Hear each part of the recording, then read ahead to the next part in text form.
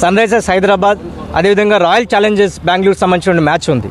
ఈ మ్యాచ్కు సంబంధించినటువంటి ఐపీఎల్ టికెట్లను పేటీఎం అనే సంస్థకు సన్ రైజర్స్ యాజమాన్యం అదేవిధంగా హెచ్సిఏ కూడా అమ్మకానికి పెట్టారు. దాదాపు 36,000 టికెట్లు అరగంట వ్యవధిలోనే అమ్ముడుపోయాయని చెప్పి ఇదే హెచ్సిఏ అదేవిధంగా సన్ రైజర్స్ ఫ్రాంచైజీ ప్రకటించింది.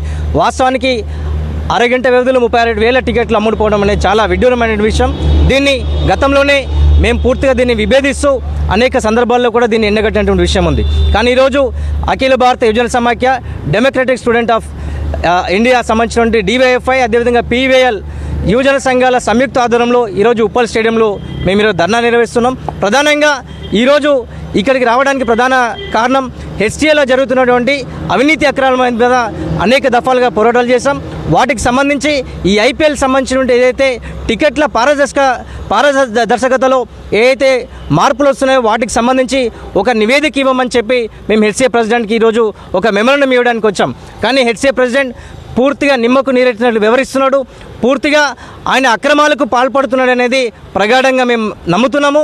దానిలో భాగంగానే ఈరోజు ఏదైతే టికెట్లకు సంబంధించి గోల్మాల్ జరుగుతుందో వీటి మీద పూర్తిగా విచారణ జరపాలని చెప్పి రాష్ట్ర ప్రభుత్వాన్ని మేము కోరుతున్నాము. అదేవిధంగా ఒకవేళ హెచ్సిఏ పూర్తిగా ఈ వైఖరి మీద తప్పు చేయలేదని భావిస్తే మీరెందుకు రాష్ట్ర ప్రభుత్వానికి నివేదిక ఇవ్వట్లేదు అనేది కూడా ఈరోజు హెచ్సిఏ బోర్డుని అదేవిధంగా హెచ్సిఏ అధ్యక్షుడు జగన్మోహన్ని మేము డిమాండ్ చేస్తున్నాం.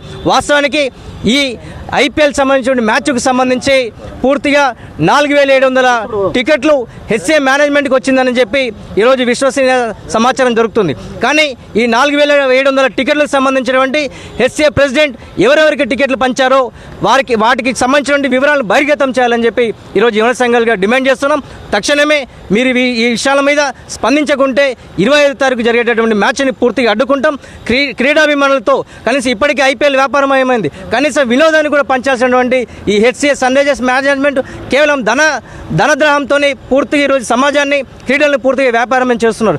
దీన్ని ఖచ్చితంగా యువన సంఘాలకి మేము అడ్డుకుంటాం. ఖచ్చితంగా క్రీడాభిమానులతోని వారితో చర్చించి ఖచ్చితంగా భవిష్యత్ కార్యాచరణ ప్రకటిస్తున్నాం. రేపు రాష్ట్ర వ్యాప్తంగా అన్ని యువన సంఘాల ఆధ్వర్యంలో దీన్ని పెద్ద ఎత్తున కార్యక్రమాల్లో పత్రికా సమావేశం ఏర్పాటు చేస్తామని చెప్పి ఈ సందర్భంగా తెలియజేస్తాం.